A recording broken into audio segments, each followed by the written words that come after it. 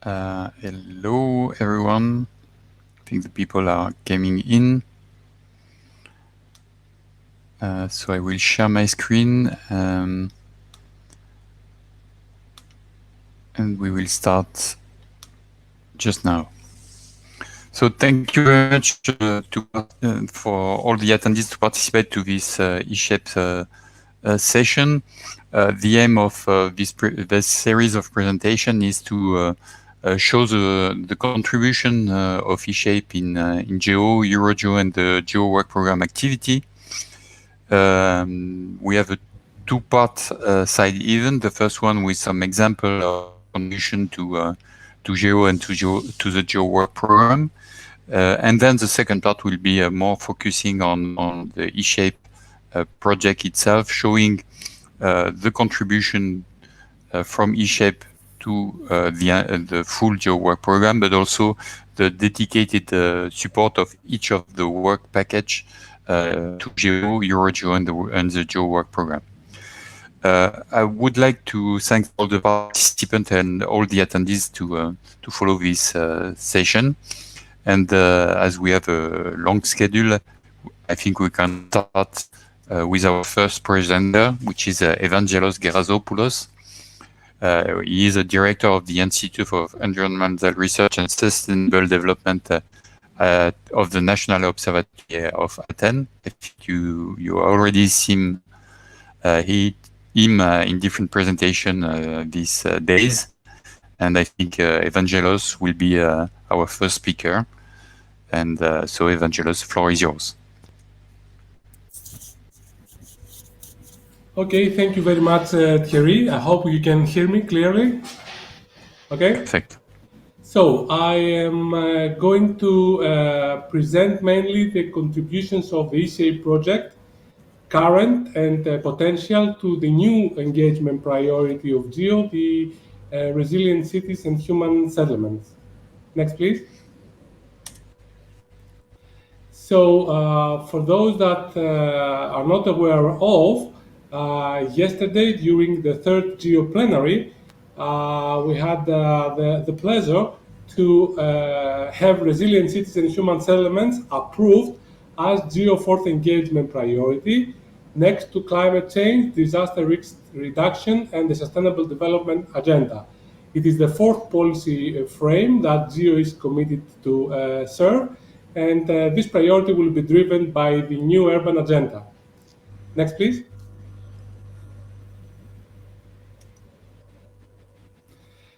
Thank you. So, as I have already said, GEO is driven by three global policy mandates: the UN 2030 Agenda, the Paris Climate Agreement, and the Shanghai Framework for Disaster Risk Reduction. So there have been discussions since 2016 about the new urban agenda and how could GEOs address also this topic. During the last 2 years, the preparations in GEO have been intensified, and yesterday we're in the position to include urban resilience as the fourth engagement priority. Next, please. This involves some implications which are identified within GEO's strategy, a strategy that I had the pleasure to present during the end of the plenary session. So in this strategy, there are two components: the outward components outside GEO, and GEO, what has to do is to engage with citizen stakeholders in order to collect and comprehend, understand the real needs of the cities and communicate what we can offer to them. Second, to help them understand the value of Earth observation and then support all those communities and cities to make use of the tools that Earth observation can offer. And also, since the new urban agenda is going to be assessed with terms of its progress every 4 years, to find the ways to contribute and help in this assessment. Next, please. The inwards strategy of GEO is driven by the following points. We already have activities in GEO where the urban component is clear, so we need to give visibility on this and also manage to trigger more activities in GEO tackling with the urban issues. There are many tools developed within these activities, and we need to make sure that they can be exploited to support the new urban agenda and the real problems that the cities are facing. And finally, something that we also had the chance to discuss in yesterday's plenary, to create all those synergies between the regional geos and other geo activities to foster and promote the issues under the new urban agenda. Next, please. So, what is the E-shaped urban footprint? As firstly is identified through the pilots that E-shape is implementing. So, we went through a quick mapping of all activities and pilots in E-shape, and we tried to identify which of those are addressing issues, urban-related issues, or producing tools and services that can be used by the cities. Next, please.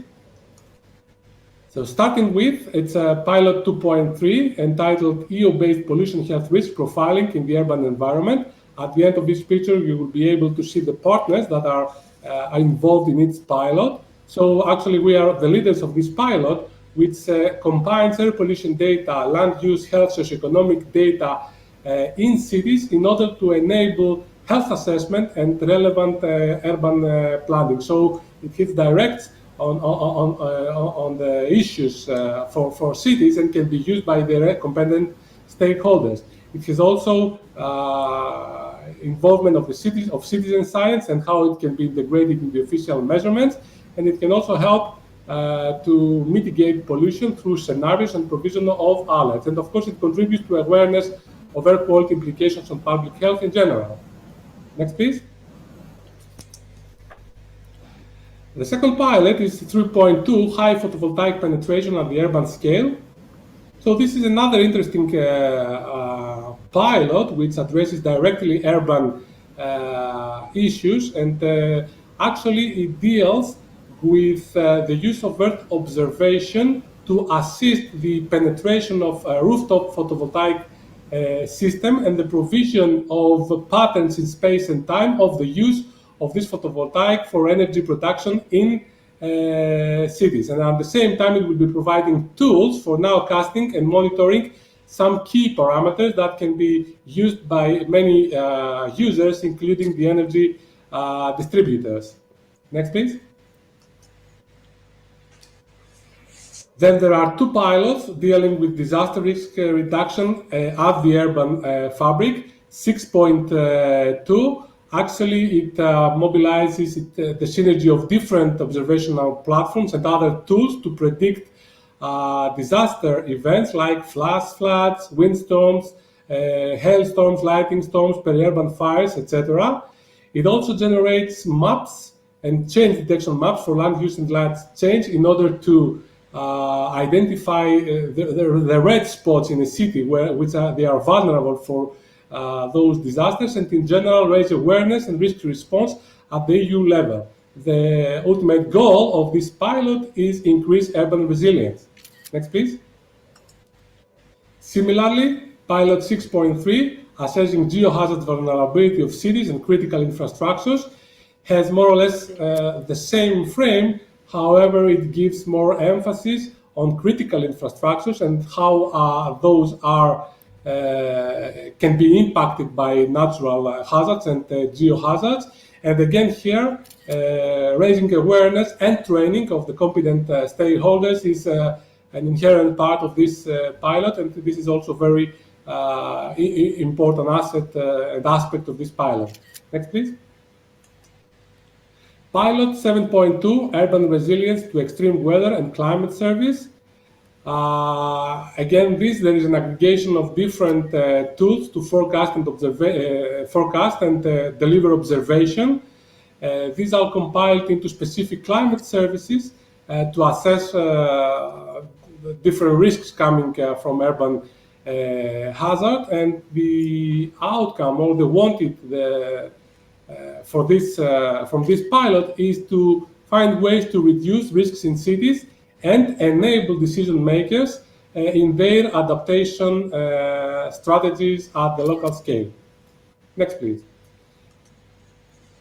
So those pilots were directly designed to serve the urban communities. However, there have been other pilots within ESAPE that either indirectly address or serve urban needs, or potentially could somehow widen the perspective in order to do so. So, for example, it's not all the pilots that we could find, but these are indicative examples. So 2.1 and 2.2, they are dealing with pollutants, not directly of urban relevance, but I recall well from Nicola, for example, that some of them can be monitored at the urban scale.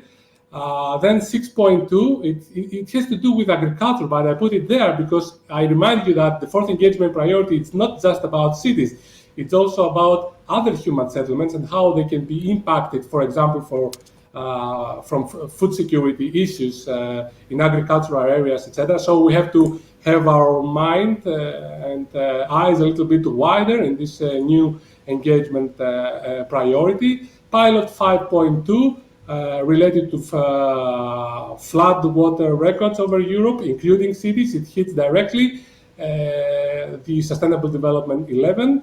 And finally, 7.5, seasonal preparedness, which has to do with tourism. And we also saw many aspects that could be related to the planning of the tourism sector also within cities. Next, please. But it's not just the pilots where ESAPE is expected to contribute to the fourth engagement priority. As we discussed in yesterday's plenary, there are many aspects that need to be addressed in order to make this engagement with city stakeholders more efficient.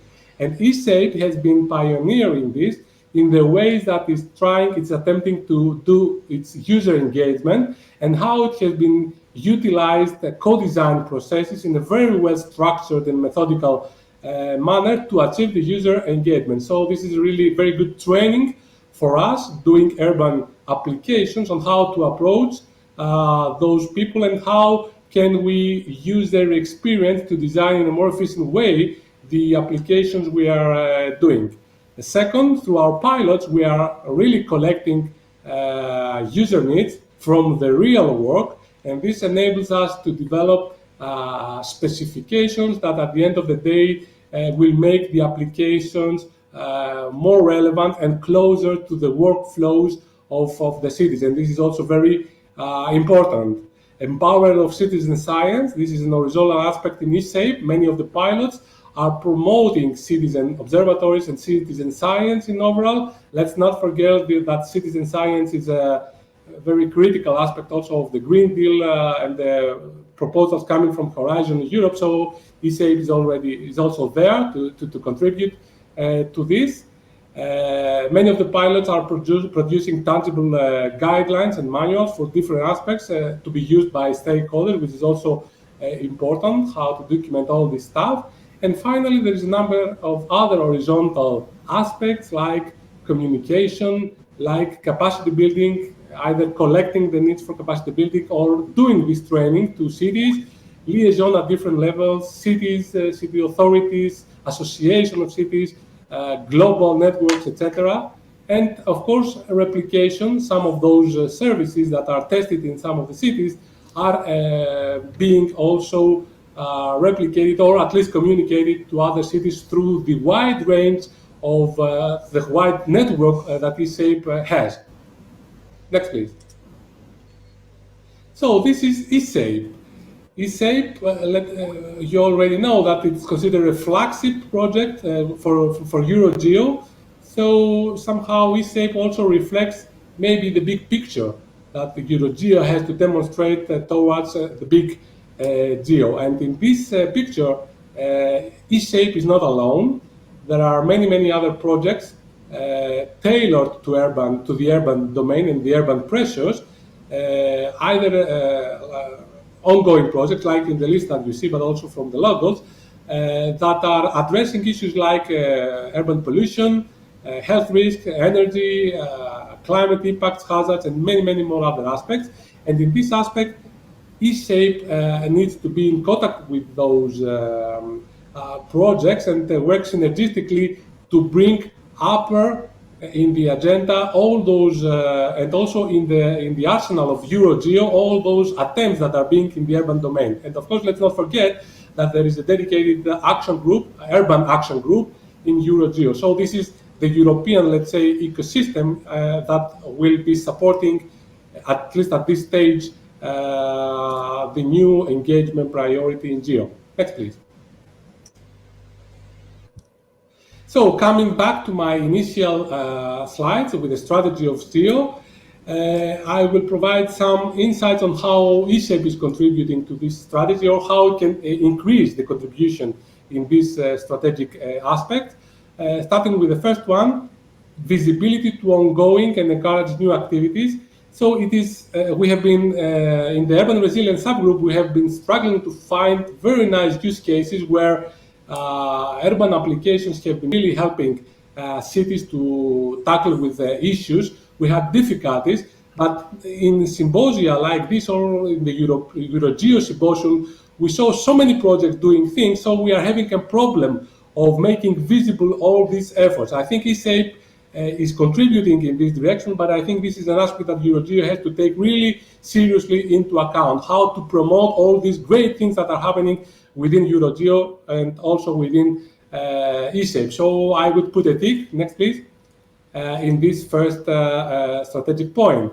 The second is that undoubtedly eShape is producing platform, is producing tools, is producing services that can be supporting the new urban agenda. We really need to find the ways and the connections to do this in a direct way. So that would be another tick, if you may press the button. And then create synergies with the other engagements. So next, please. Create synergies within regional geos and other activities. We are not doing this in eShape, but there are pilots that they are already combining urban issues with climate change, urban issues with disaster risk reduction. So there are good examples that could actually lead, drive the discussion of how Geo can promote this cross-sectoral and cross-engagement priority collaboration. So next, please. And going in the outwards strategy, I think through the pilots we are already engaging with citizen stakeholders. As I said, we are collecting the needs. Tick, please. Next, please. We are supporting communities with the tools that we are delivering. Next, please. And at the end of the day, next, please. We are not yet that mature to know what the bridges should be with the assessment of the new urban agenda. I think we need to maturize this interaction and see how eventually we will be able as Geo, as EuroGeo, and as eShape to contribute directly to the implementation of the new urban agenda. But the material is there, the experience is there, so I would like to thank you very much for your attention. Firik, the floor is back to you. Thank you very much, Evangelos. If there's some question, a burning question, and if not, we can continue to the next speaker. So, no burning questions, so go back to sharing my screen.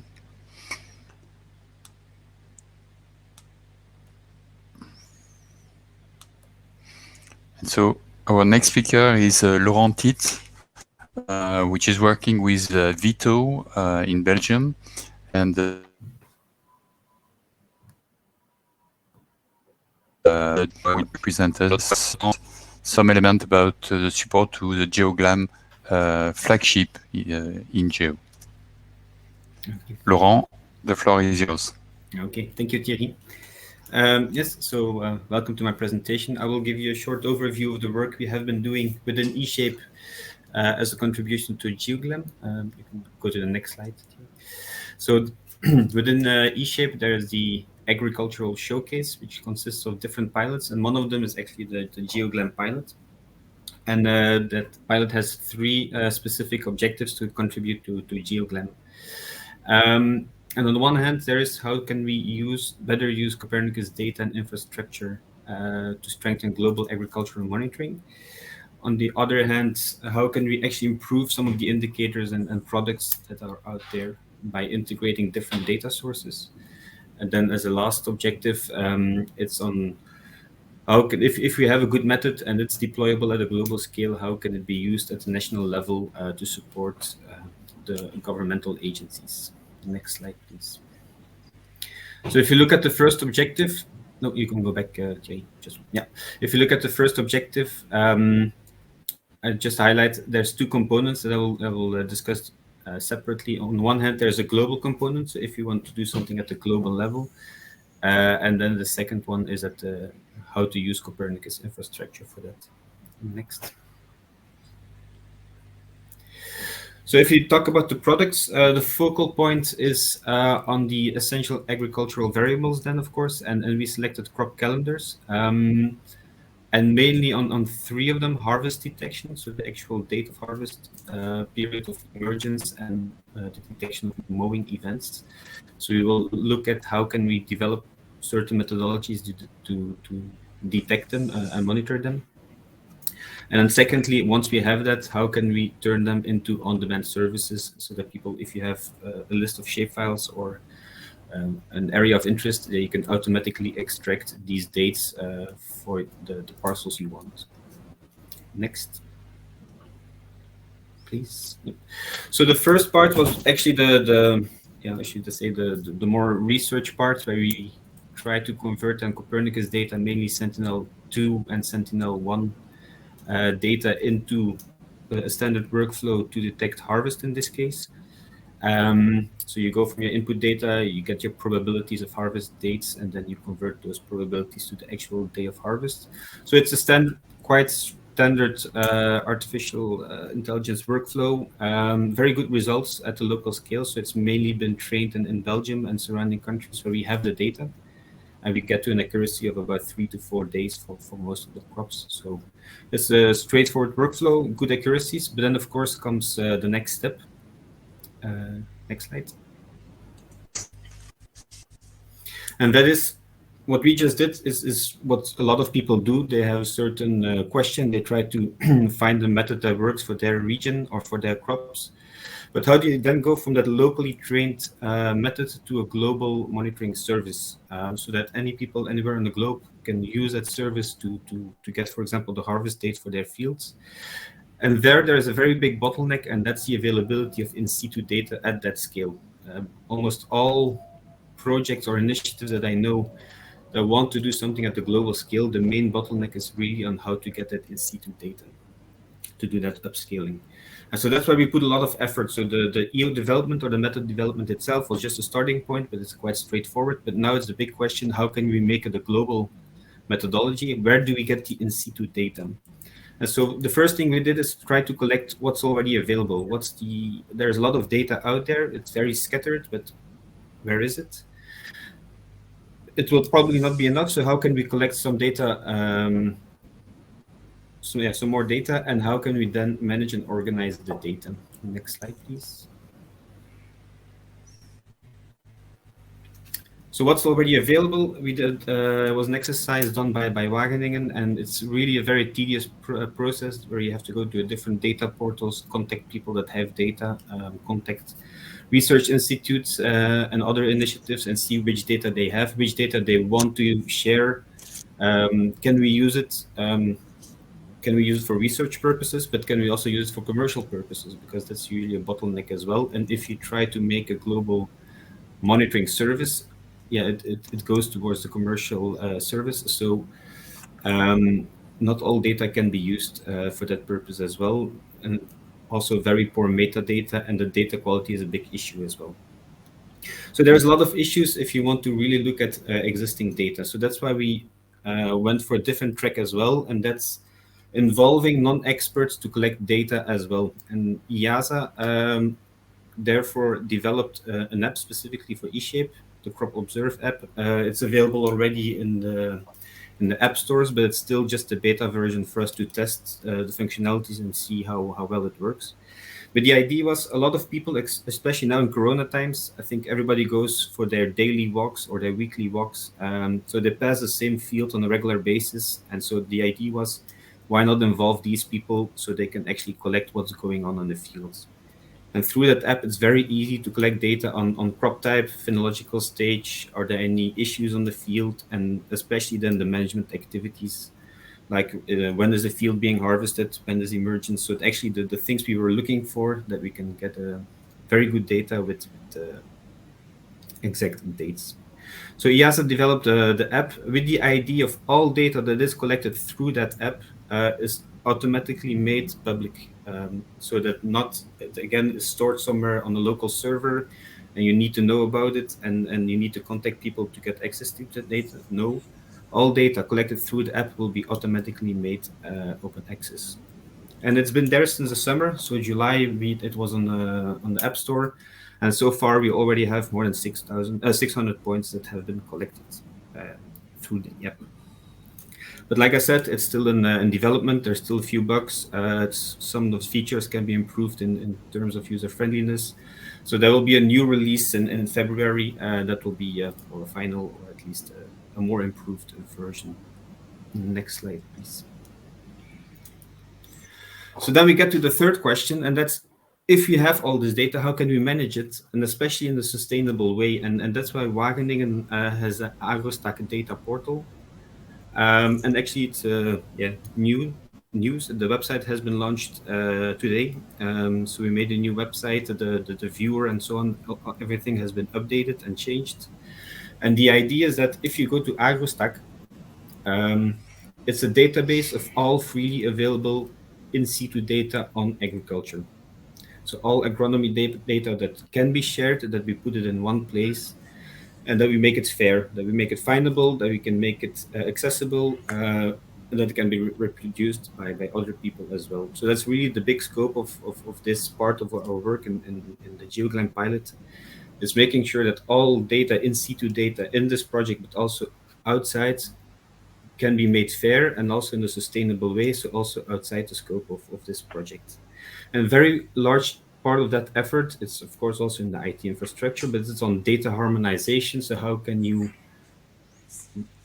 kind of automatically set up workflows that can go through data quality checks, data harmonization, getting the right metadata, that you have some ideas about accuracy and so on. Right now, the viewer is online as well. Can you just go back one more? Oh, sorry. That's fine. So right now, it's only viewer, so we blocked the download part of it just because we're switching in the background between two databases. So right now, it's only viewing the data, but there's no export or download option. But we're also looking at how can we make this sustainable, because of course, ingesting all that data, maintaining the server and so on, there's a certain cost. So how can we make it long term? Also that people start to upload data or bring data to the portal automatically. For example, think about if you want to publish a paper right now, more and more initiatives or funders are pushing towards, if you publish a scientific paper, it has to be open access. Similar thoughts could go along the way of in situ data. All data generated in projects, in Horizon projects or other, should be made accessible, open access. So and that's why we think we could use AgroStack, or AgroStack could be brought forward. Next slide, please. And so we have these individual components, but in the pilot itself, we also are looking at the integration of the whole system. So we have people that are collecting data in the field. The data is automatically pushed to AgroStack, and through that push, there is also some quality controls and so on to make sure that the data is good enough to be published. If it's published in AgroStack, for example, what we are doing right now, we have our harvest detection, but we extract data then automatically for AgroStack to improve our system. So if new data comes in that consists of harvest dates, we can automatically ingest it, that retrains our harvest model, and that way the accuracy can improve over time. But then again, we have to see which data that is available in AgroStack is actually fit for that purpose. So there's always a few checks that we need to do in the step, but the added value in the pilot is really looking at the whole system. Next slide, please. And then also, so if you have these services and you want to make them globally available, on the one hand, you have the more methodological side, like I just described with the in situ data. But then you have the IT side, that where can you make a service available that it is accessible on a global scale? Like which, for example, DIAS has archives of both Sentinel-1 and 2 that have a global coverage. Which of these databases have go back in time long enough, because you need time series to do your analysis. So what we're doing as well is doing a benchmark exercise of the existing infrastructure in Europe, and really looking at a certain a few components, so not only data availability, but also if we would deploy the service on that infrastructure, how easy would it be to use the service, to order, for example, harvest dates, or how easy is it for us to integrate the service into that platform? What would be the costs related to it, and so on. So we're really trying to make an overview of the European infrastructure and how it can be used to deploy a global service like this one. Just to get an overview of the differences, but especially what's still needed in the future, what's still missing to make this happen. Next slide, please. And then if you look at the last objective of the pilot, is demonstrate how these methods can be implemented at the national scale. So what I just showed you, that whole system of going from the in situ app, so with Crop Observe to AgroStack to the monitoring with EO data. Right now, the Flemish agency is very interested in what we're doing. They are already using the app, so as a beta user, because they need to go into the field. They need to do some checks on, especially on cover crops in the winter. So farmers are obliged to plant cover crops during a certain period. They don't always do it, so they go to the field to check, is there a cover crop, yes or no? And is it actually present in the period that it should be present? Is it not harvested too early or planted too late? So they do field visits, and they use the app to actually have traceable observations. Normally they would write something on paper, but then you would have discussions later on. Now they can take a picture, they can log it with the app, and yeah, it's fixed, and they can use it later on. So they're doing it right now. They're really happy with it. They would like a Dutch version, of course, but by just the functionalities itself, they're really happy. And they're also looking at the services that we can provide with EO, so that they don't have to go to the fields to do the checks, but they can already do it with EO data. We developed it mainly for summer crops, for the main season, so now they will be evaluating the performance for the cover crops as well. So that's something they will do based on our results. Next slide. Okay, and that was it. Thank you, we Laurent. are using an E-shape to GeoGlem. Thank you, Laurent. I think we have the time for one burning question. If not, we can go on because we are running over time. So, okay, no burning question. So let's go back to the presentation. And so our next speaker will be Sergio Signoret, working at CNR and working with us in the showcase on health surveillance in eShape. So Sergio, the floor is yours. Thank you, Thierry. Do you hear anything? Your sound is it's blurred. I don't know what's happened. Do you hear me now? It's not fantastic, but please go. Next level, I will present the contribution of eShape to the Goods Forum flagship. Next, please. Okay, the pilot Earth observation-based surveillance of mercury pollution is part of the Earth surveillance showcase of eShape. Of course, you can find more details on the eShape website. In this context, I can give you a few information on the scope. I do not see my presentation.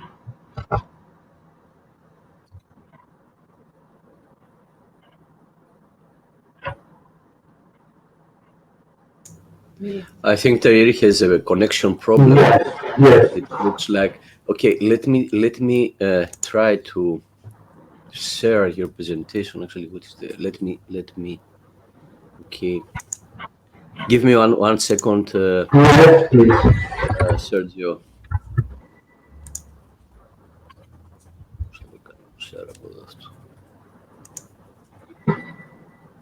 No, I have not the right to share the presentation. I'm sorry. Yes, because the theory is the must thing. Wenbo can do something maybe. Wenbo, yes, of course. I can connect. Thierry is not connected. Maybe Wenbo could host or could give me the right as a co-host to share the presentation of Sergio.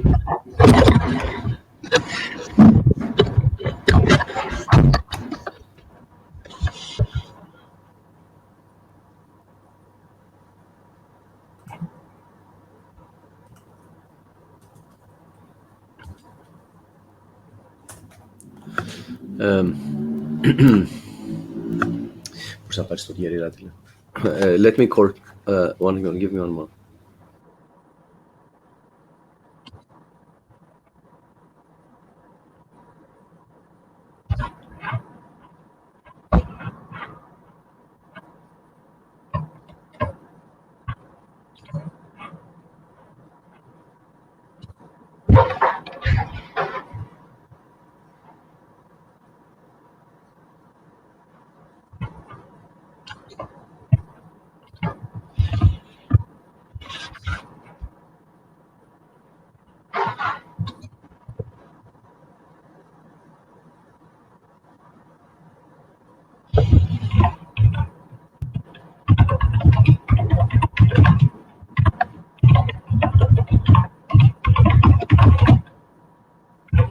Sergio, Yeah.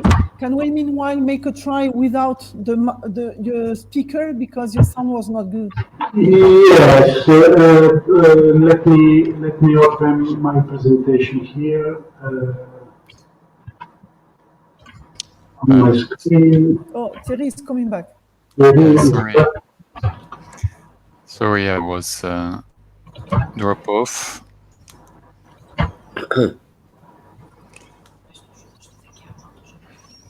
Okay, my presentation. So,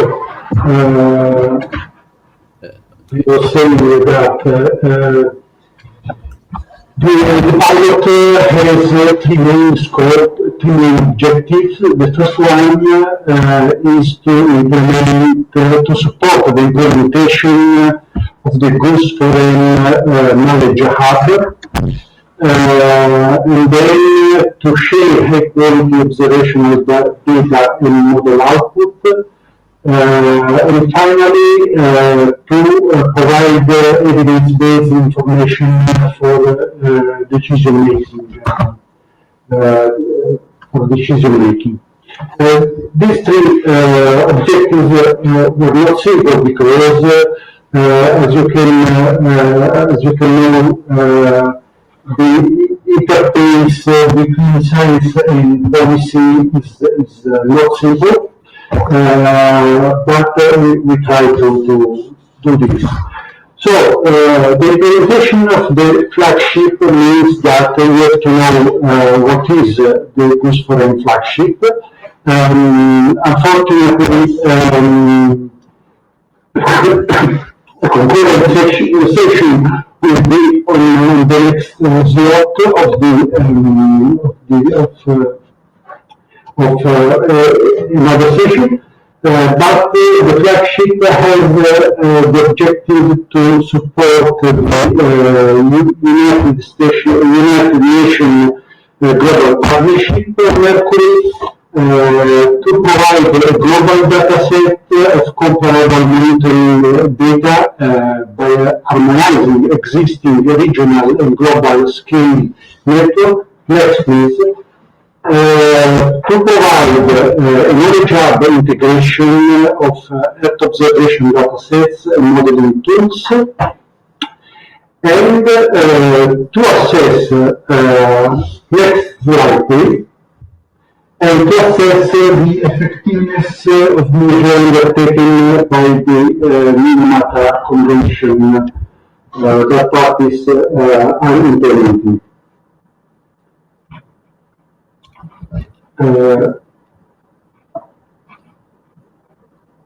Thierry?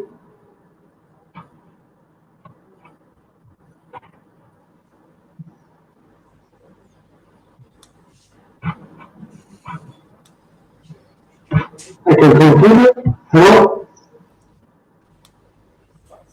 Hi. Yeah, next please.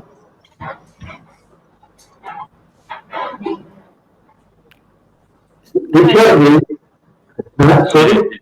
It's very difficult, Sergio. I don't know how to deal with that. Maybe okay. If you leave to me the screen sharing, I can try to share my screen. No, that's not the problem of the sharing. It's also the problem of your voice. Okay. Sorry.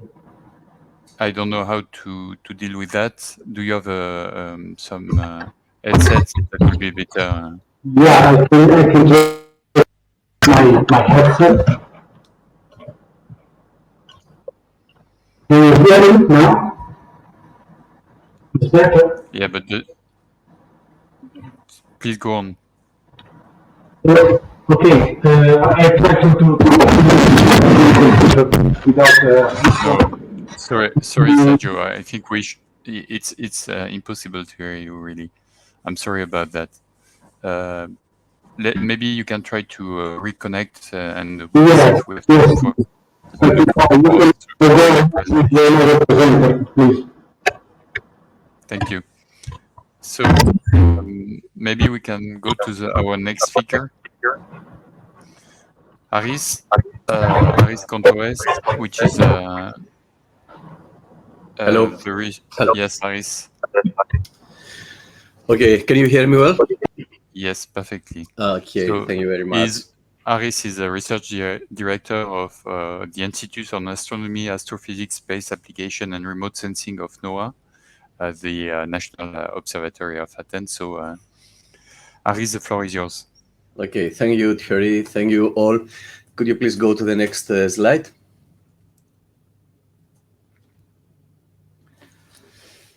Okay.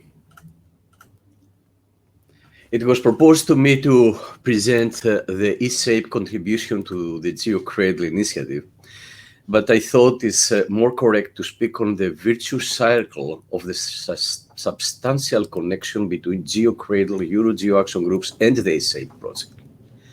After 3 years of actions, it is obvious that these initiatives are feeding one another. Let me just recall here that GeoCradle started as an EU project much before setting the EuroGeo initiative and much before starting, almost 4 years before starting the eSape project. And at that time, GeoCradle started as a coordination and support action with the mandate to promote Earth observation and Copernicus and GEO in the so-called non-member regions, the North Africa, Middle East, and the Balkans. The action until today has been offering capacity building, so this is GeoCradle actually, and user training and stakeholder engagement in Earth observation and Copernicus. In the following years, GeoCradle became a Geo initiative, actively involved in the specific EuroGeo action groups relating to disaster risk reduction, fires, floods, food security, energy, and health. Capacity building and user engagement activities are supported, leveraging the GeoCradle legacy in the development of services, and the promotion of eSape showcases and pilots in the non-European regions. Vice versa, the advancements conducted in the framework of eSape are in support to GeoCradle, as they are providing key knowledge to feed capacity building actions, thus transforming scientific knowledge developed in eSape to enhance decision making in the regions. If we could go to the next slide, please. Just to give you some characteristics examples demonstrating the above-mentioned interaction between ESAPE, EuroGeo, and GeoCradle in a more clear way. The Forest Fire Information System is a prototype and, to the best of our knowledge, unique system to serve the Namibia region and Black Sea countries. It is an extended European Forest Fire Information System, which is used by Copernicus, developed and offered by the GeoCradle program. The service consists of an open web service for daily satellite-based mapping of active fires and burnt areas in every country at medium resolution. It is to be highlighted here that this extended European Forest Fire Information System has been developed using the capacity of the GeoCradle Initiative core group of partners. However, it brings the brand name of EuroGeo Action Group for Disaster Risk Reduction, in which GeoCradle is a core element. This highlights how the two initiatives, EuroGeo and GeoCradle, are connected and feed one another with the ultimate scope to advance the use of Copernicus data to a much broader community of users outside Europe, while promoting the flag of EuroGeo in a much bigger area. Next slide. Next slide, please. Next slide. Okay, thank you. In a similar manner, the generic near real-time and early awareness tool for flash flood, the so-called Flood Hub early warning system, is an activity building on the voluntary action developed under the flag of EuroGeo Action Group of Disasters. This is coordinated by the National Observatory of Athens with the support of the GeoCradle partners. The action has received funding from SMERB's ERA Planet to support hydrological and hydraulic model assimilation, and some additional budget from the Greek petroleum company to acquire in situ hydrometeorological stations, which are used to assimilate flood modeling. The system integrates data cube and artificial intelligence technology to fuse evidences derived from sentinel data, in situ meteorological and hydraulic data, and crowd information. It is a generic and transferable solution that succeeds to derive in near real time, every 5 minutes, a situation awareness picture of flood extent over the entire hydrological basis. Targeted capacity building actions have been conducted in the context of GeoCradle to train authorized civil protection staff and volunteer associations in the use of the Flood Hub system on an operational basis over the neighboring regions in Namibia and Black Sea. Next slide. Next slide. Okay, no, please. No, back. Okay, thank you. Leveraging the ESAPE advancements, however, a number of food security and smart farming services are under development, especially in the framework of the Agriculture Showcase. Those services capitalize on the continuous acquisitions of Sentinel-1 and Sentinel-2 data and their integration together with meteo and in situ phenology and yield data in properly trained machine learning models. This returns early assessments during the entire crop season on the state of phenology, the expected yield, and the optimal sowing day at the parcel level. These advancements in development in the framework of the ESAPE project, with the support of GeoCradle, happen to have a number of linked stakeholder communities in the regions that became aware on those ESAPE services, while the visibility of ESAPE in those areas has been raised significantly. Next slide. Next slide. Similarly, based on the ESAPE Disaster Showcase, and specifically the pilot for agriculture resilience, the GeoCradle network of stakeholders has been aware on the so-called early warning suite of services, providing weather-related alerts and warnings for floods, heavy precipitation events, heat waves, frosts, and gale winds. Also, the so-called adverse selection service of ESAPE is identifying the underlying risks associated with each parcel in order to support the everyday work of an underwriter. GeoCradle capacity building actions in the domain of food security have been strongly supported by those ESAPE pilots, highlighting and promoting the Copernicus data and Copernicus core services in the Nabeba and Black Sea regions. Next slide. The former GeoCradle Sense pilot in the energy domain was used as heritage and as starting point to base upon the ongoing developments in the energy showcase of ESAPE. Actually, in the framework of ESAPE, the Sense pilot has been advanced to the so-called Next Sense pilot, which in turn feeds back the GeoCradle initiative with new knowledge for the regions concerning nowcasting and forecasting of energy balance in order to address the regional priorities of a well-defined stakeholder community in those countries. These ESAPE developments in agriculture, disaster, and energy showcases, as shown herein, are well-established examples highlighting the contribution of ESAPE to the regional promotion of EU innovation and Copernicus in the regions through the GeoCradle initiative. Next slide. Last yet important, it is to highlight the ESAPE funding support, which was approved in the recent onboarding process for the so-called EOA system, the early warning system for mosquito-borne diseases. This is an important contribution of ESAPE to the voluntary Euro-Geo action for epidemics. It leverages the GeoCradle skills and the engagement of regional users who have provided series of in situ entomological and epidemiological data. In these ongoing actions for epidemics, data-driven and dynamic models are developed to accurately assess the human risks at large scale in the regions of GeoCradle. The ESAPE contribution to EOA allows the system implementation to non-European territories. Next slide.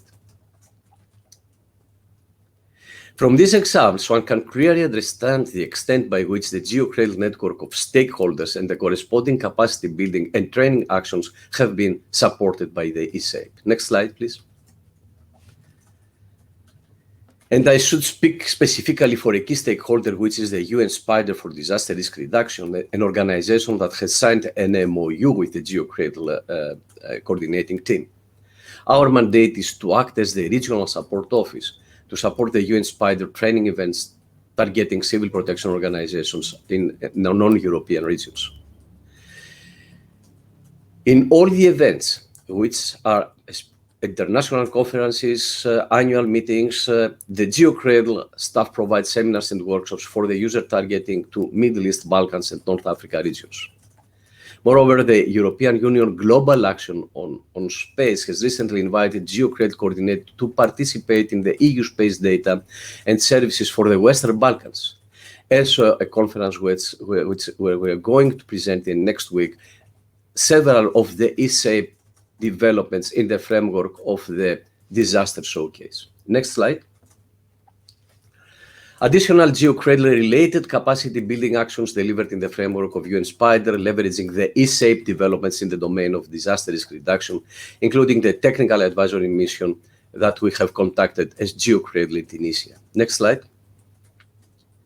At Especially in Tunisia, we have a partner, the National Center of Cartography and Remote Sensing, who has signed an MOU with GeoCradle. This is our ambassador of GeoCradle and ESAPE developments into that area and into the stakeholders of the specific country. Next slide. ESAPE results have supported GeoCradle outreach activities in the domain of disaster resilience through several presentations given in the SEOS Working Group of Disasters. As a result, the implementation of Flat Hub early warning system has been adopted and promoted by SEOS Working Group on Disasters in the Balkan regions. Next slide. Moreover, the training of farmers associations and agricultural consulting companies in Greece have taken place in the framework of workshops fully based on the ESAPE pilots in the agricultural showcase. Next slide.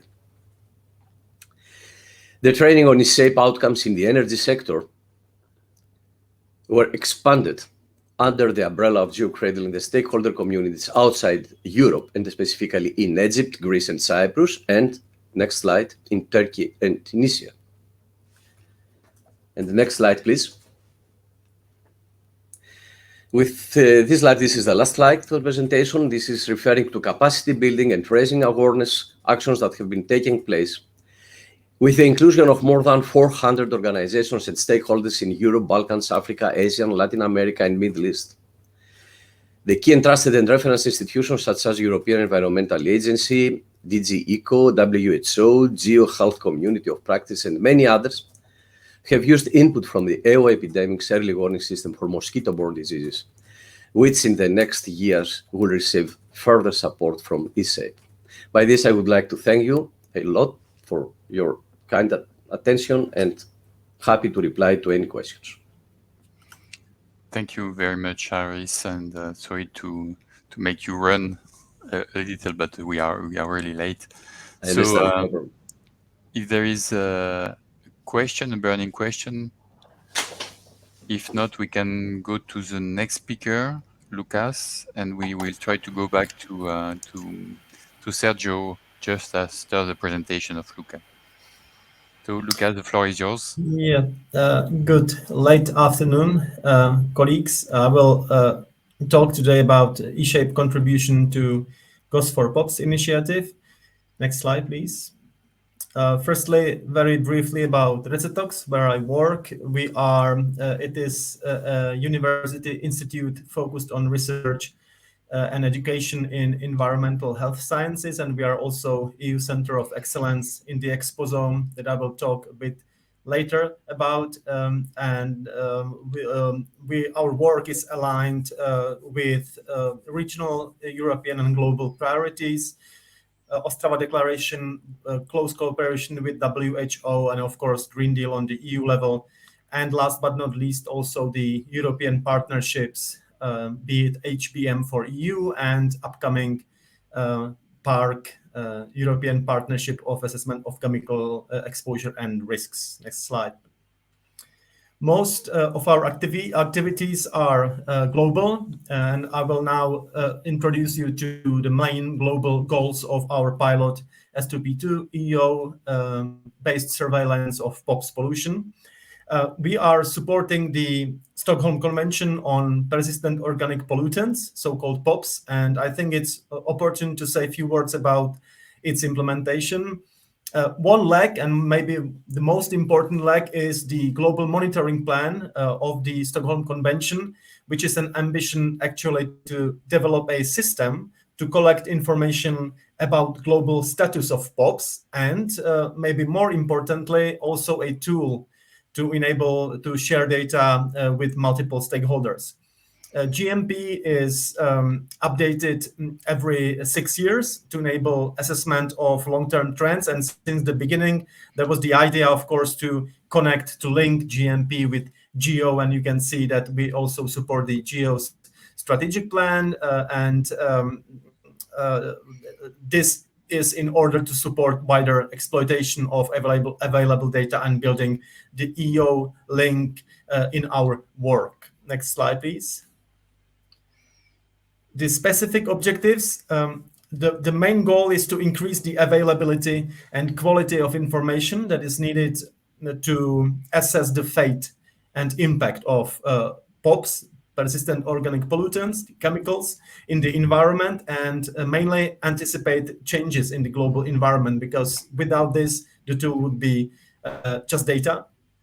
If we want to see whether the Stockholm Convention is functional, we had to actually set up this monitoring tool and repeat the monitoring phase every 6 years. And at the same time, and again, maybe more importantly, we have built advanced web services that actually enhance usage of the data and make it useful for multiple stakeholders. Next slide, please. What concerns the S2P2 is fully operable, and to understand actually the design of the tool, it is important also to understand how data is collected. It is based on the regional organizing groups. It rests on the 5 UN regions, where there are in each region working groups.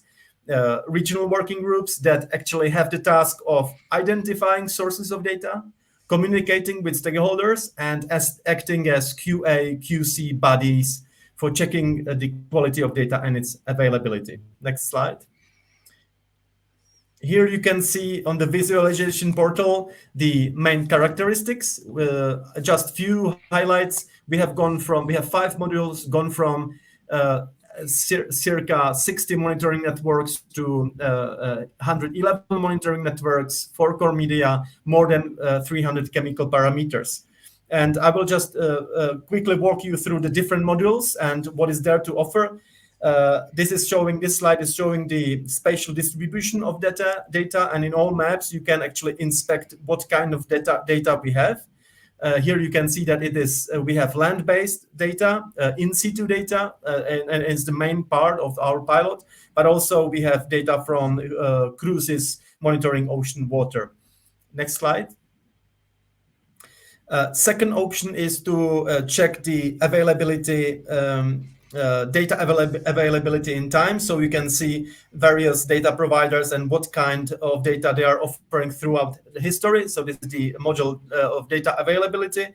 And then next slide, then there is the summaries, overall statistics. That's very important.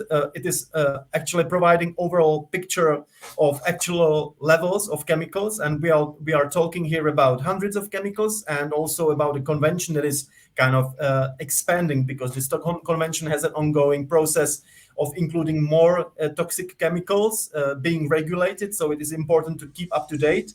And we are working with increasing number of the compounds, and the data management tool has to be updated every few years. And of course, last but not least, the GMP data warehouse, the S2P2, has a tool for the analysis of time trends. And this is vital because final goal of the GMP data warehouse is to check effectiveness of the Stockholm Convention, and of course to see and to provide policymakers with information about the status, whether they are decreasing, increasing, stagnating, and then feeding that into policy practice, and which is the one of the most important points. Next slide, please. I mentioned the exposome, and I will just do a short intro into my conclusion. I mentioned already the exposome. Nowadays, it is the keyword in the European research area. It's kind of a holistic approach to environmental exposures. But exposome doesn't mean only actually exposure to toxic chemicals, but also exposure in sense of social and economic environment. And to assess such a complex work, we need to develop a very broad and holistic data center that can address multiple factors. Next slide. In this sense, very important is the human cohorts.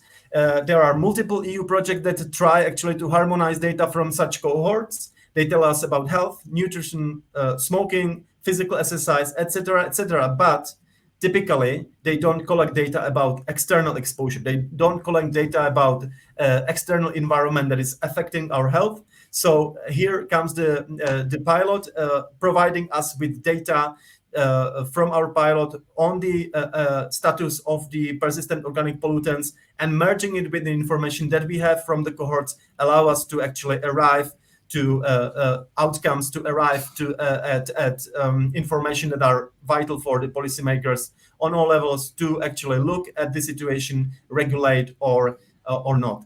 Next slide.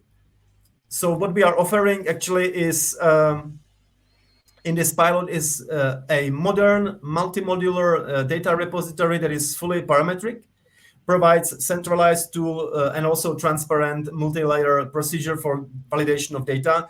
And we are planning to, as a co-design, to use it in future EU projects. I mentioned already the HBM for EU and PARC. And there are other projects on urban environments and impact on human populations. So as I mentioned before, merging the data that we have from the cohort with the data that we have in this pilot. And last slide. So the future, currently we are in the phase of actually waiting for the validation of the third wave of, or the third slot of the data that we imported during this year, the GMP3. It's going to be released for public, for all stakeholders next year. So far, we have finished the GMP 1 and 2. It's available in the pilot for all stakeholders. It's open. Data from the third wave, so to say, is there, but only researchers and the people from the Stockholm Convention have, and of course from the regional organizing groups have access to it. We are planning, of course, to prepare for Geo Knowledge Hub. We are part of the data working group in situ within Geo, and of course it's linked. The data are in Geos, so it's basically almost finished. Thanks a lot.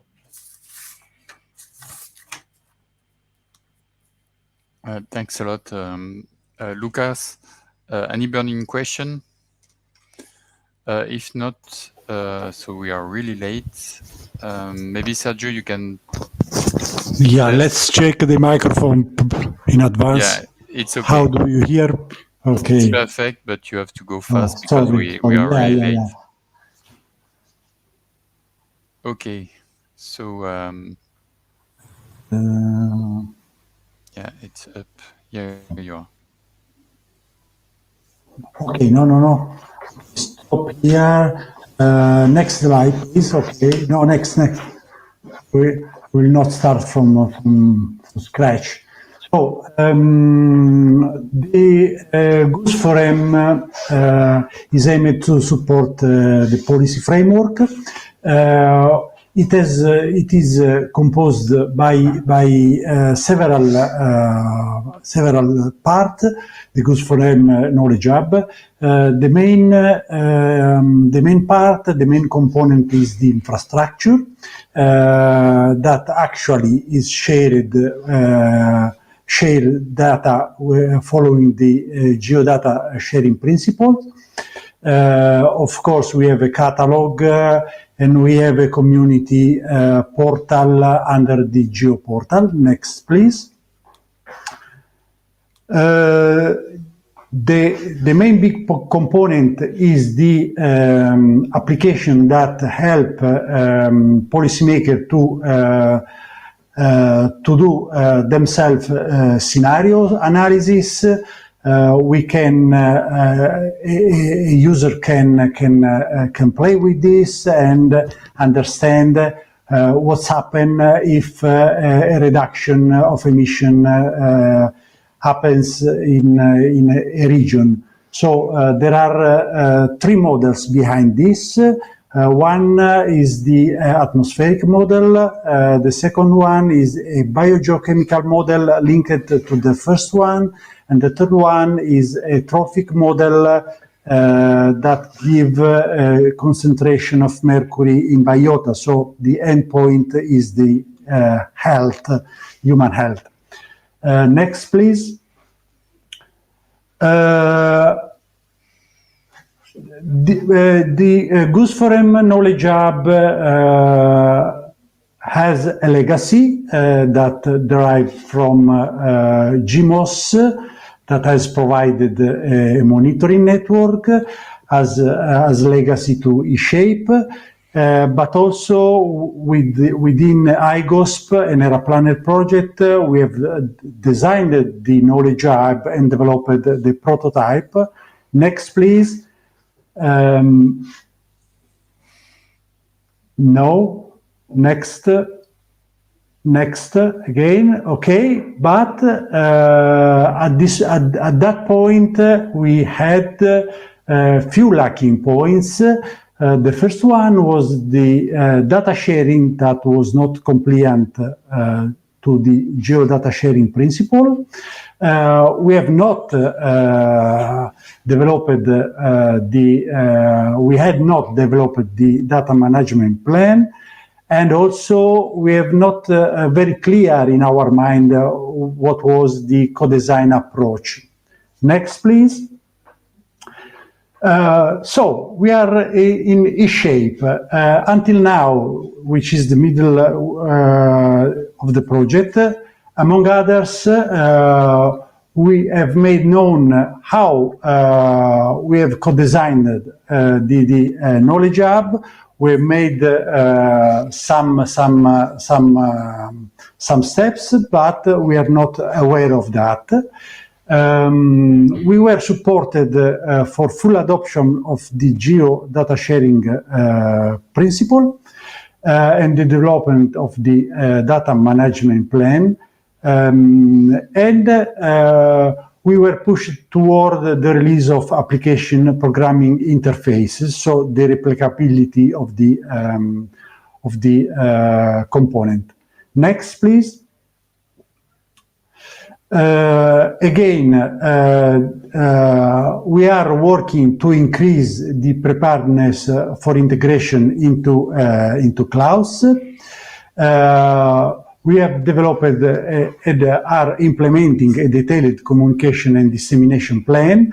We were not very familiar with this, but with the support of the NOAA, the dissemination work package, we are doing this. We are carrying on an action to boot the sustainability, and we are boosting up the access to the knowledge. So today we are developing the GEO Knowledge Hub. Next. Last but not least, we were supported on the publication of papers, and also there is an increasing of capacity building because we have two postdoc that are working within eShape. I guess this is the last slide.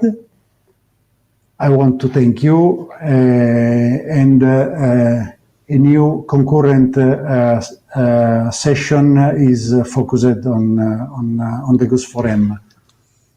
Thank you very much, Sergio, and good that you have a solution for the sound. It was really clear and crystal. If there is no question, I think we are really late, so maybe we can rush on the second part. Wenbo, if you can display the second part of the eShape session. Any question from the audience once Wenbo is searching for the new one or opening it, please?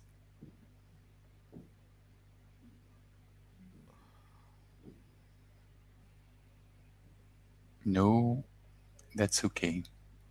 So that's the follow-up of the session. So next, please. And so I will be the next presenter. So I hope I will gain some time on the presentation. But I'm Thierry Ranchin, so I'm the director of the Center of Observation Impact Energy at Minparitech, and I'm also the scientific coordinator of the eShape project. Next, please. So the idea of this presentation is really to show the contribution we have in the GEO Work Programme. And so just to remind you that eShape is more than a project, that's really a big contribution from Europe to EuroGeo, and then directly to GEO, to the Group on Observation, and we are contributing to the 3 first engagement priority, and as demonstrated by Evangelos on his presentation at the very beginning of this session, also on the first one, even if it was not yet available and adopted. Next, please.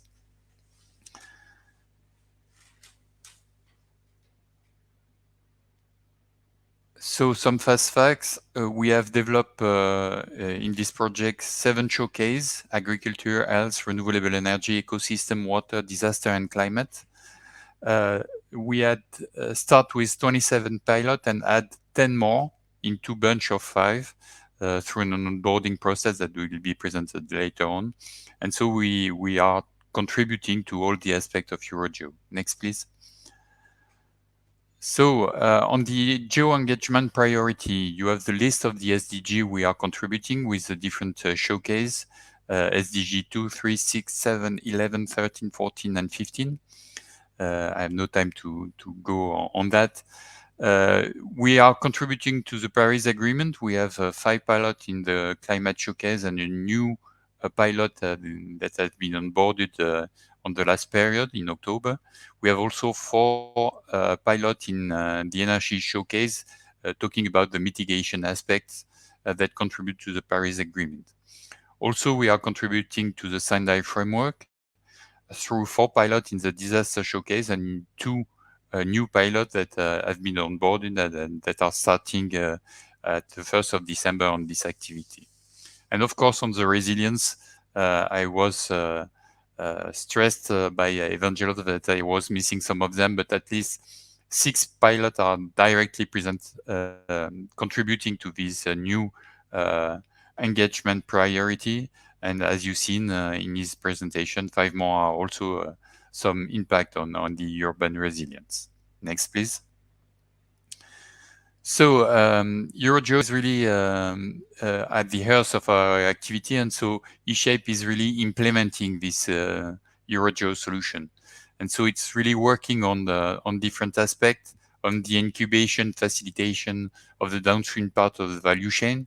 As you will see on the follow-up presentation, we have designed a full and complete co-design, implement, uptake, sustain, and create awareness process for the pilot that will be applicable and shared with all the community soon. The strategic finding will be shared with the community. We are working with a big community, 37 pilots, 69 partners, and that's the same for Eurogeo, bringing a wide range of actors in the EO community. We are trying to collaborate with the other regional geo and adjust to the new priority, like it was set in the Canberra Declaration, and we are fully compliant. And also we try to anticipate the new EO landscape on services, in situ gaps, citizen and object-driven observation, etc., etc. And the different presentation you had was really a demonstration of that. So next, please. So we contribute to GeoBond, GeoGlam, GeoGhost4M, the 3 of the 4 flagship of Geo. Next. Also GeoCradle, Ghost4Pops, and GeoVinner. GeoVinner was not presented, but it's all the activity on renewable energy. Next, please. Also on community activity, Arctic Geos, Copernicus Atmospheric Monitoring Services, C3S, the Copernicus Climate Change Service, and next EOS, where we have strongly contributed in the setup. And next, please. And so we are really supporting Geo, Eurogeo, and the Geo Work Plan through co-design that will be presented just after me by Raphaël Barbier, by leveraging existing distributed assets and talking about interoperability and applying it to promote the services as a window and to try to act as a window to the market for provider, to delivering through the sustainability booster for market penetration, new things and new tools for going to market, and to onboard new pilots through the activity to demonstrate that what we are doing is able to be translated to new case and activity. And next, please. And so that's all for me, and I will let the floor to, if there is no question, to Raphaël, that will talk about co-design just after me. And so, Raphaël, I hope that your sound is okay, and so the floor is yours. You are currently working on a PhD dedicated to management science, and you are a co-leader of the work package in charge of the new co-design methods that will support the development of EO database services. So the floor is yours, Raphaël.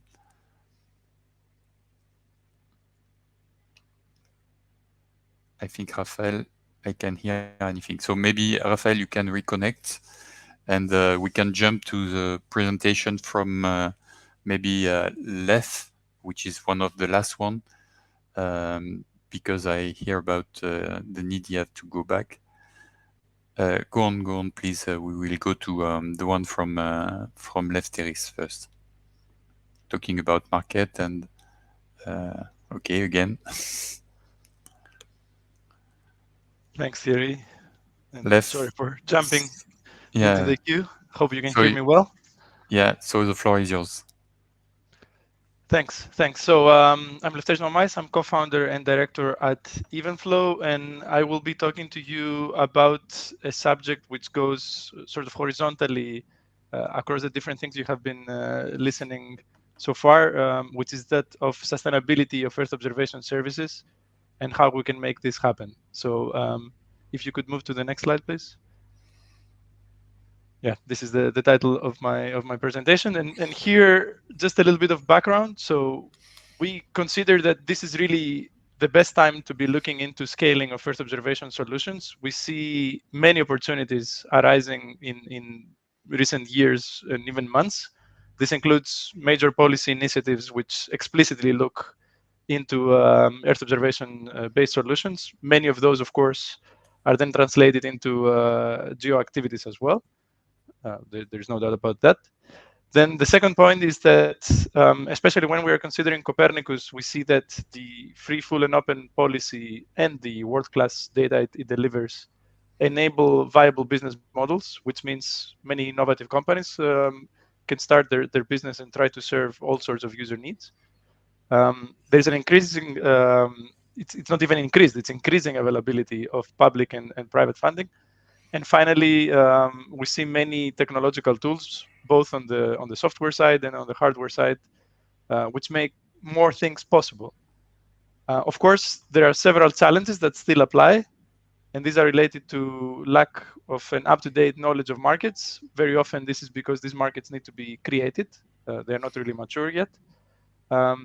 In the same vein, we also see that R&D in projects such as eShape is often not translated into market-ready services, and the budget that the different actors get there doesn't necessarily lead afterwards to seed funding and scaling. And finally, whilst more technological, let's say, tools are made available, navigating and making use of the right ones, it's quite complex. So in eShape, we have adopted quite a comprehensive approach, and this is what I will be presenting in the next few minutes. So if you can move to the next slide, please. So this, I'm not sure how well you can see, but the main message here is that in the journey from idea through the different stages of development of a product or service, all the way to basically, conquering the market, if you wish, you need different types of support. And this you can see on the left-hand side. You need access to markets, access to technology, to capital and knowledge. And in eShape, we are offering precisely that at various degrees and through various components. And some of those are what I will be discussing now. So all this forms part of this comprehensive approach that I was mentioning. If we can move to the next one, please. So the first part is about access to knowledge. And in eShape, we have set up something we call the Sustainability Booster, and this has different components in it. One of those provides insights into all sorts of interesting topics that are covering the work done in the eShape pilots, in the grander community, both at the market level, at the technology level, and also at the policy level. And this effectively starts to create a wealth of market intelligence, which in the future will also be offered on demand to the eShape pilots first, and also to the grander Earth observation community in succession. And then there is also the EO Wiki. It's something that our colleagues from ERSC are developing, and there you can also find many success stories, case studies, and fundamental information on all sorts of topics. If we can go to the next slide, please. So on the same vein of access to knowledge, we have also set up a quite innovative service, which is providing guidance on innovation management and IP. Here, this is done in different ways. One is, if you wish, generic guidance, but tailored to the specific stages of the innovation process and brought closer to the needs of the Earth observation sector specifically. We also provide all sorts of illustrative stories where we're trying to look into common success or failure factors when it comes to the development of Earth observation services and the exploitation, for instance, of R&D results. And finally, we have done a curation of many high-quality resources which are already there. In Europe, we have many services that are actually even free of charge already, so we're trying to guide people there, or when needed, we can add on top of that. If we can move on, please. So another component around access to knowledge is that of understanding national Earth observation maturity. This contributes, by the way, to the grander perspective of capacity building in GEO, and it's something we have been promoting through the working group there as well. And here we have developed a very thorough methodology. The results of this methodology will be very soon published as implemented in 8 countries. Many other countries outside of eShape are also now taking this up. And I should say it also links nicely to the previous presentation by Harris. This methodology was originally developed in the context of GeoCradle. So there's another nice bridge to what we're doing now. And the final output of this is a very easy to understand visualization. You can see here an example, which policymakers and other value chain actors have been valuing quite highly so far. If we can move on, please. And another point about access to knowledge is that we are preparing 3 publications which are focusing on the socioeconomic value of Earth observation at sector level. So far, this has been done for agriculture. The next one is focusing on Earth observation for public administrations. And this work and the overall methodological framework that it represents and to which it contributes is also part of what is done at the level of the GEO value activity, community activity in GEO. So this is also contributing there. If we can go to the next slide, please. We are also working a lot on capacity development. You will probably hear a little bit more on that, both by my colleagues Marie-Françoise and Francesca Piatto. And here, the idea is that we have been developing capacity building modules that draw from the different activities in eShape and eventually aim at training both the supply and the demand side so that this sustainability of Earth observation services can be fostered. Next slide, please. With regards to access to markets, so the next component that we're trying to offer, in eShape, we have introduced a very hands-on approach to providing business planning guidance so that those that develop the different solutions, different observation solutions, can shape them appropriately and can take into account all sorts of economic considerations as well. And we have developed tools that can help this process.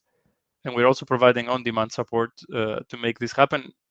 Also, in addition to that, in relation to market penetration. So not only the planning phase, but also the actual implementation, if you wish.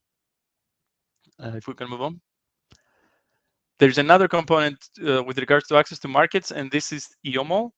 Eomo has been developed over the last few years. Ersk is leading that.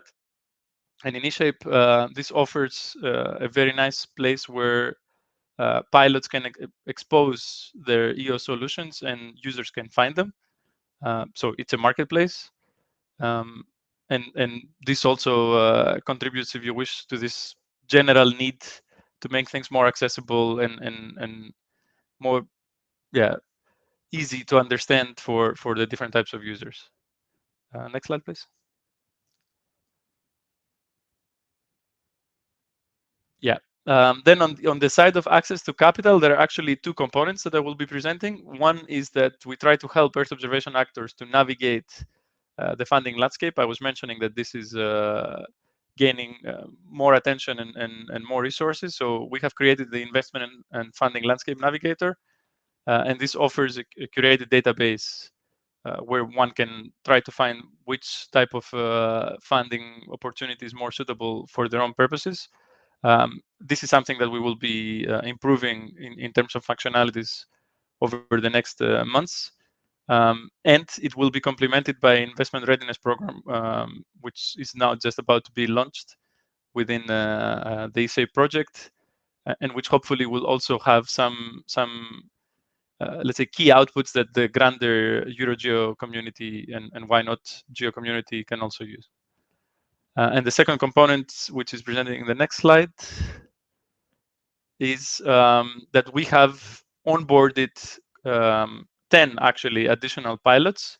So here you see, when this is of course outdated by now, but I just wanted to show you that there was a process where grants of 50,000 euros and access to all eShape support tools were made available to new pilots. And this effectively had the impact of enriching the portfolio of solutions that we are now having within EuroGeo.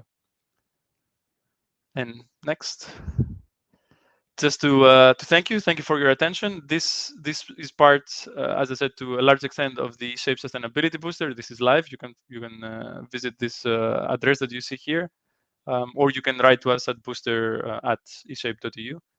And yeah, thank you very much for your attention. Thank you, Lev.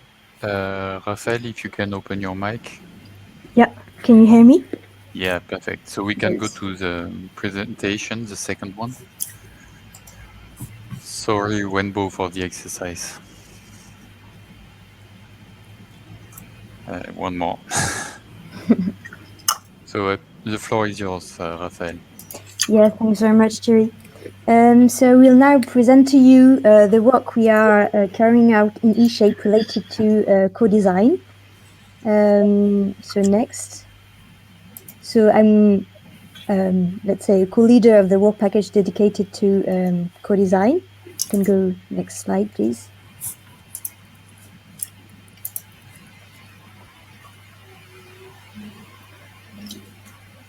Yeah, perfect. And well, so let me first explain broadly the context of co-design in eShape. So there is a specific work package led by our research lab that aims at building a co-design approach adapted to the Earth observation context. And the idea was not to only reuse on-the-shelf methods, but really trying to understand the specificities of the Earth observation context and build an adapted method by leveraging the expertise we have in design theory and methods for innovation, and also through a progressive experimentation with eShape pilots that enables us to progressively define, implement, and improve the co-design methods. Next, please. So where do we start when we talk about co-design? So here is, let's say, a widely shared understanding of co-design, where we consider that co-design consists in fitting EO data to user needs by involving users in the design process. And what we can notice here is that the cooperation is here focused on the relationship between a certain end user and the data provider. And second element to be noticed is that we mainly consider this co-design as a one-shot action. But actually, next please, if you look at the ambitions of the Geo community and also of eShape, there are two elements that are important to highlight. The first one is that there is an objective to enhance cooperation among heterogeneous actors that actually go beyond end users and data providers, but that actually include users, resource providers, experts from many different sectors. And the second point is that there is an objective to target what I've called resiliency. This means the ability to evolve, adapting to future surprises and etc., especially to ensure that the services and the usages that are developed from EO data are developed in a sustained way. And if you take these expectations of the Geo community, actually it gives a broader and enriched understanding of what should co-design do. Next, please. And this is what we have tried to implement in eShape. is a co-design method that we have called a resilient fit co-design that aims at growing a socio-economic ecosystem around Earth observation by strengthening its ability to adapt to future and unexpected evolutions. And especially considering the two dimensions, so designing relationships between a large range of actors beyond end users, and also really considering co-design in a dynamic and long-term perspective and not only one-shot actions. Okay, so now, next please, if we look at the results of what we have done in eShape, so we have shown that this resiliency consists in two main aspects. The first one is actually an aspect related to what I've called the diagnosis. This means that it appears that several types of co-design might be relevant at a different moment in time, and each type corresponds to a certain form of cooperation that needs to be strengthened. And we have especially identified 4 main types of co-design. Yeah. And the second dimension, next please, is what I've called an action dimension. Is for each type of co-design, we have developed specific guidelines to avoid the traps that occur in each context. So let's focus first on this first diagnosis aspect. Next, please. By taking an example. Next. Thanks. So let's take the example of the wind offshore industry, and you are your resource providers that might have already identified a certain user that would be interested in having an aggregated product on wind resource. Next. So this relates to a first type of co-design, where there is an identified user, but you still need to clarify the partnership. So what types of relationship, at which frequency of the exchanges you will like to interact, and also related to the product, what are the different alternatives and list of requirements that might be interesting. So this is a first type of co-design, but actually you have a second, other situations where you might not have already identified some users. So in the case of the wind offshore industry, it might actually happen that maybe the offshore wind developer is not the relevant user to interact with, but it might be more relevant to interact with specialized consultants that might be more experts in data processing, these kind of things. So this is another type of co-design where you have to explore what would be the usefulness dimensions of EO data for which kind of actors. Next. But you might also have another type of co-design that is in a context where you have already an existing user, but the issue is to operationalize the EO-based solution that you have identified as useful, meaning that you might have to build a cooperation with a certain entity or organization in charge of doing the engineering part, the commercialization part, all these kind of issues. Next, please. And the fourth situation is where you have an existing user, but actually you might want to expand and to find new usages. So here it's another situation where you start with an existing usage and explore new ones. Okay, and for each type of co-design, we see that there are specific traps. Next, please. I will take just one example for the first one. So in the situation where you have an identified user, the trap would be to consider that the user already knows what to do with EO data. And actually what we have noticed is that you have to encourage the user to consider several forms of data usages at different timescales and etc. And for each situation, you have this kind of traps that must be avoided, that I will not detail here. Next. Yeah. And so this is exactly the objective of the second aspect, is to build a specific protocol that allows the EO solution provider to avoid these traps that are related to each situation.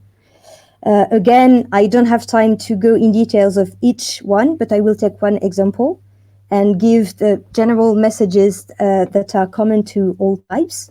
Next, please. So what needs to be highlighted is that, yes, there is a rigorous process to follow to avoid these traps.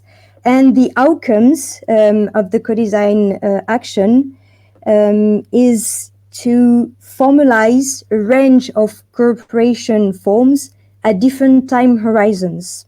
And what is interesting here is that it's not only a question of focusing on what will be the form of the EO data or EO product, but also what will be the form of the cooperation. So what I've called here the designing the code. And you have an example of a synthesized graph here, where you see that the form of cooperation might be launching a master project or a PhD project to further explore some dimensions. Yeah, next please. Okay, so if I conclude, the starting point in eShape was actually to bring an enriched vision of co-design, given the ambition that the Geo community has, that is building a sustainable and resilient Earth observation ecosystem. And given this definition, then it requires to have specific co-design actions that focus on not only designing EO, but also designing the cooperation, and also taking a dynamic and long-term perspective. So these co-design methods have had some good success in eShape, and we are currently working on several possibilities to further operationalize these methods, to share them and further so that they could be further used in the broader Geo community. Thanks very much. Thank you very much, Raphael. That was a good presentation and on time. So if there is no burning question, I think Lev, you have a question on the chat, on the Q&A. Maybe you can answer it if you wish. It will be easier. And we can jump to Marie-Françoise's presentation. So Marie-Françoise is the Europe Director of Innovating Program in OGC. And so the floor is yours, Marie-Françoise. Thank you, Thierry. Next slide. So I will present you the contribution, strategic contribution to the implementation of the 37 pilots of eShape. Next. So at the beginning of the project, because we have 37 pilots that each of them came with some pre-existing developments, we did an assessment, and this assessment was driven by the three canonical scenarios: how the user discover or access the data or run the pilots, the new improved EO service and its interaction with the Earth observation resources available in Europe, and the publication and dissemination. Next.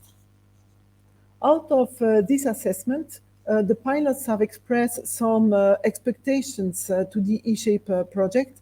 And you can see here in yellow highlighted the expectations that my work package implementation is addressing. So information about standards or best practices, knowledge on the platforms, access to data, engagement or lobbying, knowledge on innovation, etc. Next. So we took all these expectations and tried to address them globally. So first we did webinar at the very start of the project about the standard compliance and how to assess the compliance to the standards. And you have here a YouTube recording of the webinar we did on this topic. Then we are working, Piotr Zaborowski is working on how to facilitate the publication of the results, the data and the services, because eShape is trying to support the maturation of the works until business development, and the value of our work, our data, our services is how much business you can develop. And for that, you have to be able to publish your work in several portals to address the different communities which are behind these portals. So we are working on that, and I hope we will publish some best practices on this topic soon on the web portal of eShape. Next. So considering the use of the Earth observation resources and the platform, when we did the assessment, we have seen that the pilots were mixing a lot of different platforms. When we ask which are the platforms you are using, they have answered with a very big mix of several types of resources. And to help understand which are the capacities of these different platforms, we began to make some analysis first of the characteristics in terms of thematic that have helped already to sort out this cloud of platforms and resources into something which is much more structured, which are the platforms addressing which thematic, but also which one can be generalist, and sometimes they can be focusing on some type of data, such as satellite data, citizen science, etc. So this was already some structuration of this catalog. Next. We have tried to define this metadata in a systematic way for all the platforms that are used by the eShape pilots. So we have more than 50 platforms, and I just put here some examples with the platforms which are very directly GEOS related. So GEOS, NextGeos, GeoCradle, and you can see that just in a glance, you have in red what is very characteristic of the platform. So GEOS being a data broker, and NextGeos data hub, but also a platform with a certain amount of capacities, and GeoCradle being regional, and mainly data as a service and maybe a bit service as a service. So you can see that very quick you can distinguish these platforms. Next. So this is a little bit of a static catalog we had to work on, and we saw that this was not enough, and we had to introduce some dynamics to understand what was the source of this confusion for the users. Why is it so difficult to understand what the platforms are doing? And in fact, from Copernicus that was mature in 2014, and at the same time we had the open data policies that became more clear, and the cloud technologies that were becoming more mature. We had the emergence of the TEPS in 2015, NextGeos 2016, the DS 2017, interoperability projects like ECPA, EOS, EOpen, OpenEO in 2018, and then some projects like eShape, but also the initiative, the Network of Resources, and Euro Data Cube, etc., that arrived in 2019 to focus on interoperability and user engagement, really user-focused. And we can see now that we have much more projects on machine learning, artificial intelligence, and so on. So you can see that this is represented on the road to show how fast this is going. Each year we have a new layer of improvements, and this is what is making this landscape a bit confusing. Next. In fact, another way to merge this catalog and this dynamic was to try to look for the initial focus of the different platforms and then see how they are evolving. For instance, the Copernicus are very much focused on the data access and storage. The DSCs are very much focused on providing a unique access to the Copernicus, but also here at the bottom some infrastructure. And then NextGeos is more focused on the data discovery and publishing and on the integration. and the thematic platforms are more focused on the data processing and services and integration. What makes it a bit confusing is that, of course, each of the platform extends also on the other layers. But seeing what is their initial focus can help identify which one will be stronger in the capacity you are looking for. And this is what makes the analysis also difficult, is that all this is evolving very fast. Next. So in fact, if we want to learn on the platforms, but also to understand how to use the new technologies of the cloud, we have to see that Earth observation is impacted by the big data technologies, all the technologies like the clouds and so on, the science, the skills you need to run these applications on the cloud, and the policies. And then we have analyzed the status of all that right now, and we have seen that efforts have to go on because we need some support still for the from the sponsors to keep on supporting the efforts and to build the trust, promote the cooperation, and support the market structuration. We need efforts from the users to learn about the data assets, to learn about the cloud technologies, and to learn about the sponsoring resources. And we need efforts from the infrastructures to facilitate the data access storage, to make the pricing more easy to understand, and the quotation and the planning, monitoring, orchestration also more mature. And in fact, because all this is evolving very fast, we also need an intense communication to follow the speed of the progress. Next. Considering the access to the data, which was also one expectation, we have made a webinar to raise the awareness on the data management principles and also on the FAIR principles, because some people mix the two, even if they are two different frameworks. And we have tried to work on the understanding of the two frameworks into this webinar, which is accessible here online. And then eShape has also worked on a tool to support a systematic review for the compliance to the GEO data management principles and FAIR principles for any of the pilots. And it has been used by the different pilots, showing that this tool is really usable. Next. Considering the in situ, the access to the data also includes the difficulty to access in situ. We have analyzed the different challenges of in situ in terms of heterogeneity, variable validity, the legal aspect complexity, the value of the data, the sensitivity of the data. And what we have seen is that most of the pilots had to make an intermediate hub where they can collect the data to stabilize the access to the data for an operational work, because you cannot rely on two distributed sources of data. And this is another very interesting outcome from eShape. We can see that from the AgroStack platform, the Alter hub, and also a CNR hub and the use of NextGeos. So I think that to use in situ efficiently, you need to make an intermediate hub. Next. I will not go too much into the trends. What we see with in situ is that the trends show that we will have more and more in situ, and the complexity will still be there, but it's really important to invest on in situ and to work on analysis-ready data for in situ, also on more composite products on in situ. Next.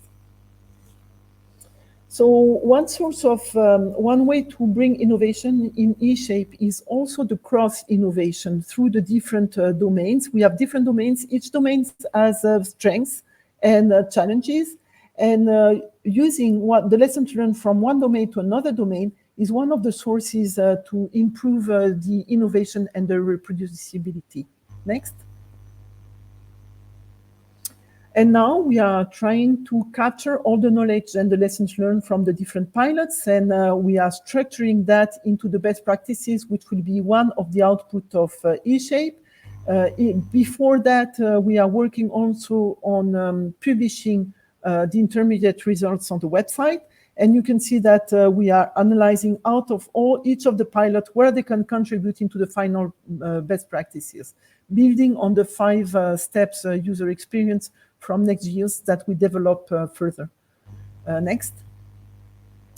So, well, thank you. It is very hard to show all the work we are doing, explain the methodologies and all the good results we have. Each of the slides could be the topic for a full presentation, but I will stop here and you can contact me if you need more information. Thank you. Thank you very much, Marie-Françoise. So I think we should rush to the next presentation. Hi, Thierry. Francesca, I'm sorry, you are That's the last okay. one, so you have to The last one will be the tackle with first. yeah. Next time it will be yours. Exactly. So the floor is yours. Thank you. Francesca. Thank you very much, Thierry, for introduction and to gather us all to present eShape. Indeed, I'm co-leading the work package number 4 of eShape about institutional liaison, user uptake, and capacity building. So if you can go to the next slide. And in my presentation, I will be giving a very quick overview of the Earth observation services and the user uptake within the eShape examples.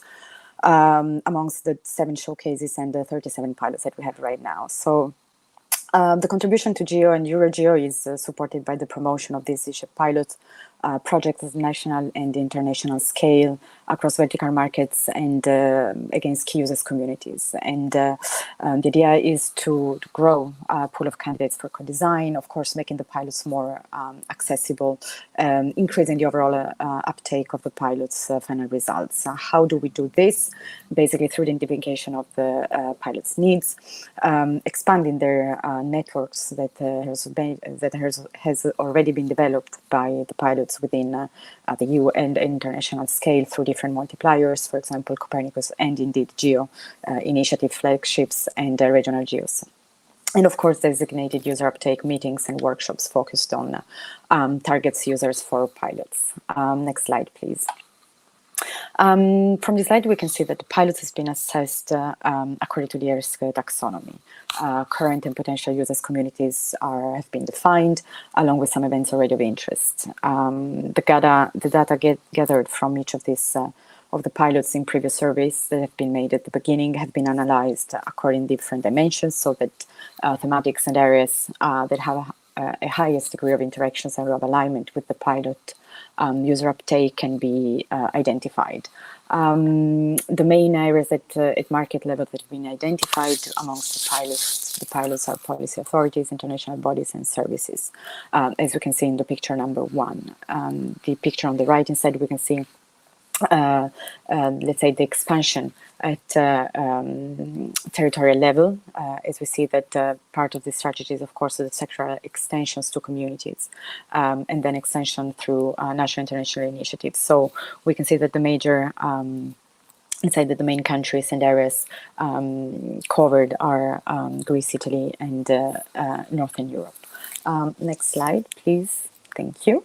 From this slide, we can see how all of, in more detail, let's say, but a more, let's say, global perspective, how each of the pilots has been classified towards their thematics and market taxonomy. Current potential users communities have been indeed defined.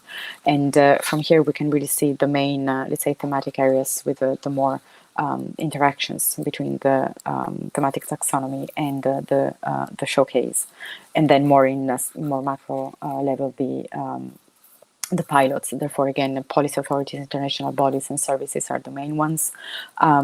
Greatest relevance as well are, in terms of thematics, are atmosphere and climate, land, ecosystem and waters, in particular, ocean and marine. Of course, this taxonomy has also been updated. Therefore, also the future pilots that have been onboarded will be, let's say, answer to this more recent thematic. Another, let's say, use of this taxonomy is really to be able to identify possible communities of interest. Next slide, please. In order to complement a little bit this taxonomy, instead, this strategy that we just showcased very quickly has been then applied to gather data in this called action plan. This gathers a range of events where most potential new users may already gather. Some might be of interest to develop user workshops at. One of these key approaches to be used in this user uptake strategy is the nearest neighbor approach, which means that the customers of a product or a service that fall close to another in either the thematic or market approach is a potential customers. In this first slide, we showcase the first 12 workshops that we've done in cooperation with Risi, our core partner in BP4.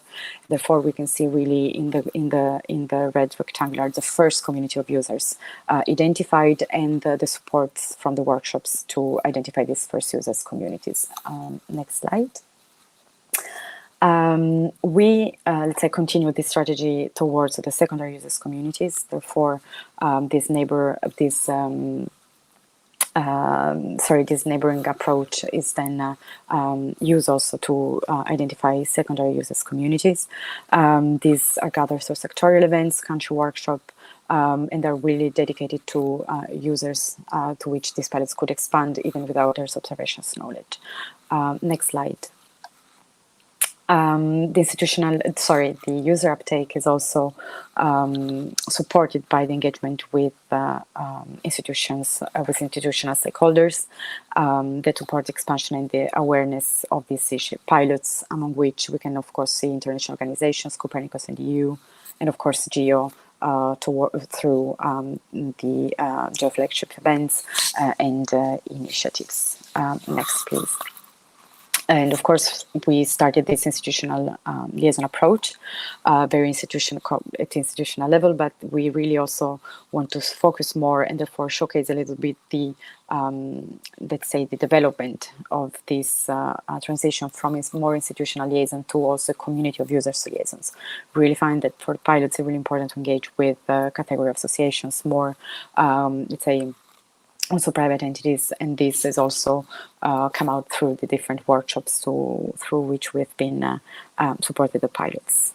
Next slide.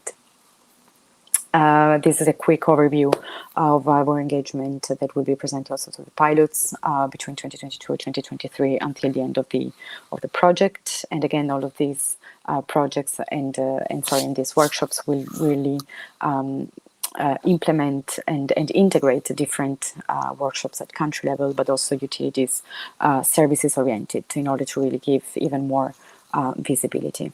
Next slide. And of course, the user uptake also passes through the capacity building.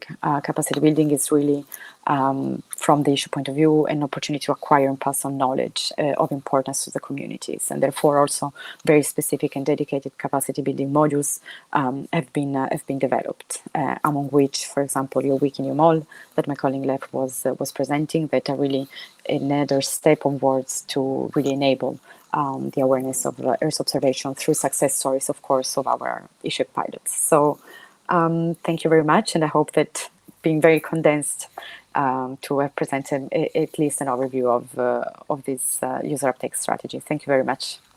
Thank you very much, Francesca. I'm very happy that we reached the point.